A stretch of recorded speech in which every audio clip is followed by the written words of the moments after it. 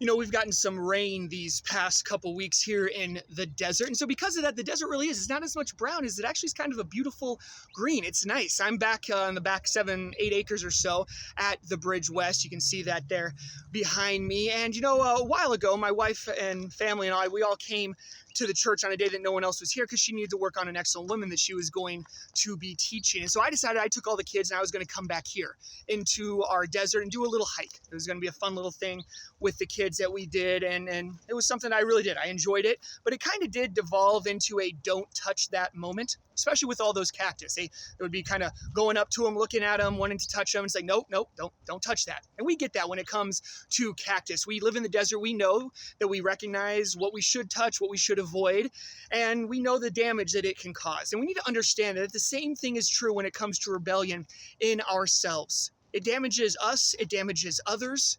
We see this over and over again in our own personal lives. We see this over and over again in the Bible. For instance, in the book of 1 Samuel, we actually see God's first king of the Israelite kingdom, Saul.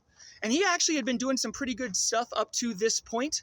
But then all of a sudden he goes to war with these people called the Amalekites, and he ends up doing something that he knew was absolutely wrong, and he refused to admit it. And so God sent Samuel, his guy, to go there and remind him. And Samuel said this. It says, "Does the Lord have as much delight in burnt offerings and sacrifices as in obeying the voice of the Lord? Behold, to obey is better than sacrifice, and to pay attention is better than the fat of rams. For rebellion is as reprehensible as the sin of divination, and insubordination is as reprehensible as false religion and idolatry. Since you have rejected the word of the Lord, he has also rejected you from being king." As it says rebellion in our heart.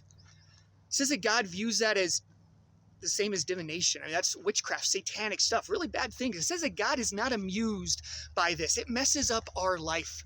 We need to think of rebellion like we think of, some of these cactuses right here that are behind me.